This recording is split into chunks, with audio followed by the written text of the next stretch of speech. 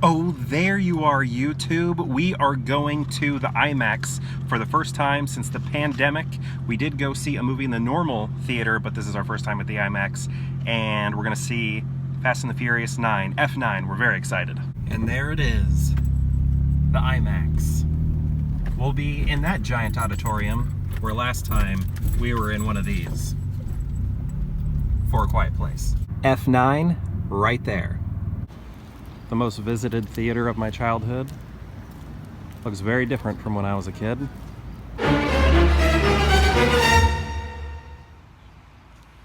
There it is. This is how we're seeing it right here in IMAX.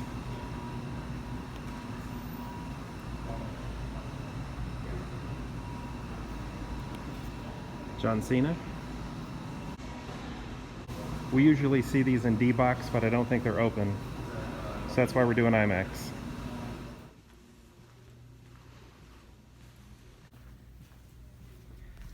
This lounging area is different from when we were last here.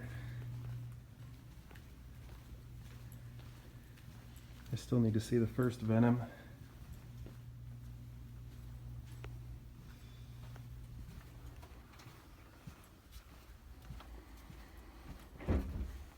Nice screen.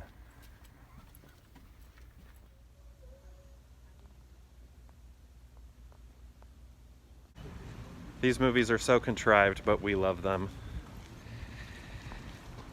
A lot of awesome flashbacks. I'll get into it a little bit more at home, but I wanted to show off all the neon.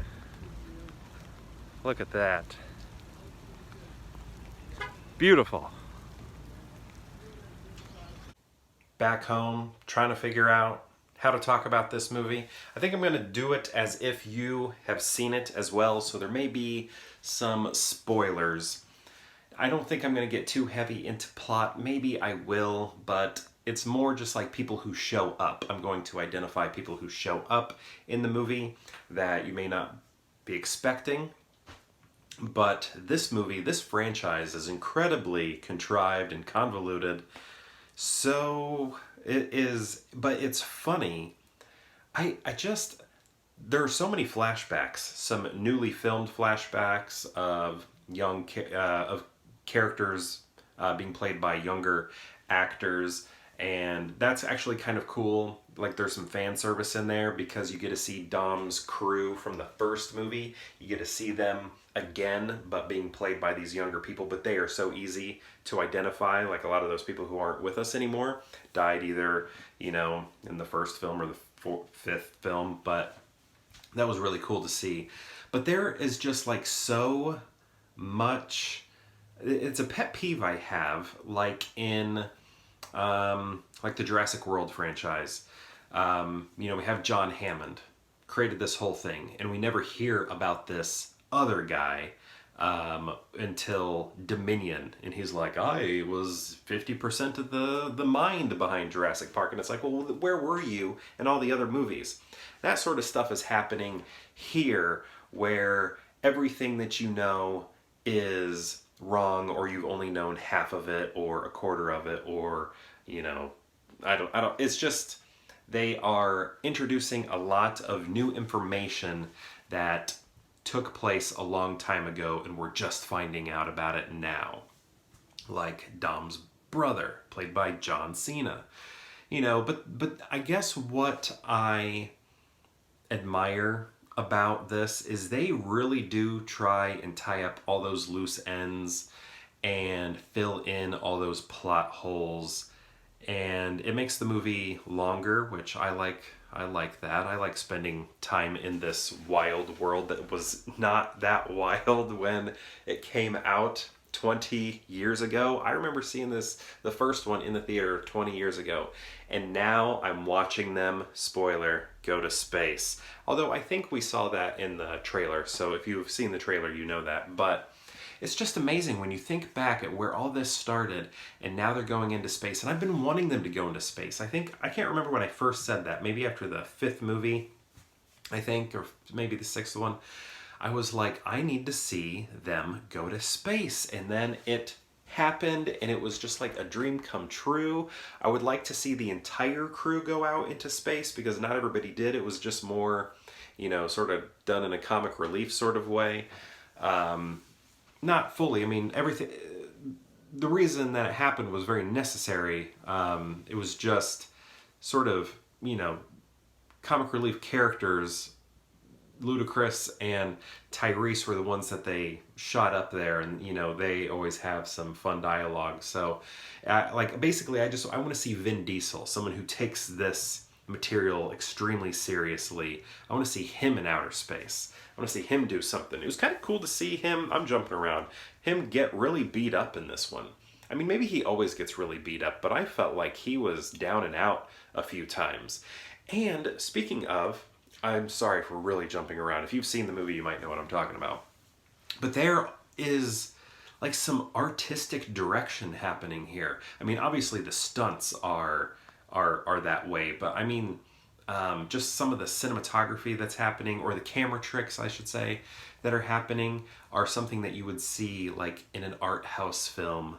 And it doesn't happen throughout the entire movie, but they're sort of like these dream sequence or memory sequences that are happening. And I was just kind of like, oh, that's kind of nice. I like the way they're transitioning from Dom to dream sequence, sort of showing, how, like these flashback dreams, we're seeing young Dom and, how Vin Diesel looks now. And it was just interesting that they got kind of artistic with it. Not something I was expecting. So that was nice to see. Jordana Brewster is back, and I thought they handled that in a strong way because of, everything that they've talked about in the previous movies. She would never be coming back. Her and Paul Walker Bryan would never be coming back, but they found a reason to bring her back, and it was like, wow.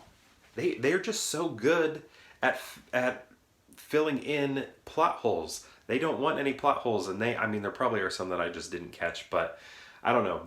They did, in my opinion, a great job cutting off all the loose ends. Is that the right word? Tying up all the loose knots. I don't know. Filling in any possible plot hole, they found a way to fix it. Sometimes that's done with exposition. I think, with Han coming back, like how he survived the crash, we don't really see. It's just more told, but it's extremely vague. When his car explodes in Tokyo Drift, why are we seeing him in this movie? Why is he alive all of a sudden? And, they ask the question, how did you get out of the car? And basically he's just like, well, Kurt Russell, Mr. Nobody, he has a couple cards stashed up his sleeves, a lot of magic tricks. And then it's like, okay. So basically Kurt Russell's character, Mr. Nobody, is just so high up when it comes to spy stuff or whatever it is he does that he can pretty much make anything happen. So, it's sort of a throwaway line, but at this point, we're going to outer space. We are using bridges as, I don't know what that would be, like zip lines or something. I don't know. There were some cool car stunts happening. There's this one with a bridge at the very beginning where they use it like as a swing rope or something that I thought was cool. There's like a magnet battle car chase scene that is just so fun. I feel like in the middle, though, the car action was kind of light and not as interesting, but I did like the stuff with that bridge scene. It was very quick, but it was cool. And then like I don't know, armored buses or something like that, and all the magnets. All of that was cool. Charlize Theron's in this movie. The Rock is not in it. This movie takes place in London. I'm just saying things now about it. These are just like facts that are happening. There's like a mid-credit scene. I didn't stick around to the very end, so I don't know if there is a very end credit scene, but I had to go to the bathroom, so I couldn't stick around to the end. I usually am a credit watcher, and I watched as much credits as I could, but then I had to get out of there. So if there is an end credit scene, let me know about that so that I can give it a watch. Also, speaking of before and after movies, the Jurassic World, wait, what is the new one called? What was that? Fallen Kingdom. I think I was saying Dominion earlier. I was talking about Fallen Kingdom because now I'm talking about Dominion. Dominion, right? Yeah. Right? That's the new one that's going to come out. They had a special IMAX trailer for that movie, and I think it looks good. It felt so Spielbergian. I loved it. The setting for the trailer, I'm going to go ahead and say it, the setting for the trailer in a drive-in movie theater just reminded me of Twister, which is produced by Steven Spielberg, but it was just handled in a very Spielberg sort of way, I thought. And I thought, man, I think it's going to be great so long as they don't turn the original cast into glorified cameos. I think they need to be real actors present in the movie, not just cameos in a movie starring Chris Pratt and Bryce Dallas Howard. I want all 5 of them equal screen time. Goldblum, Neil, Dern, Bryce Dallas Howard, and Pratt. I need all of them equal sharing time in this movie. But anyway, yeah, Fast 9. I just love this series. I'm going to be sad when it ends. I haven't watched Hobbs and Shaw yet, though. I need to do that. But, you know, the flagship, I dig it. I remember seeing it in the theater when the first one came out, and I'm just, I don't know. I'm glad I kind of left the franchise, but I came back strong. What was it, with the fifth one probably? Watched Fast 5, and I was like all in again. So, yeah. Love Fast and the Furious, and check it out. I don't. This one's not like the best one. I think, you know, some of the earlier ones, like 5, I think maybe might be the best one. I like the first one nostalgically, but I'd like to rank these someday, though. Yeah, I still need to see Hobbs and Shaw, though. But then I'd like to rank these. But anyway, thank you so much for joining me on this trip to the IMAX to see Fast and Furious 9, F9, whatever it is called, and perhaps I'll see you tomorrow for more Pure Hangout.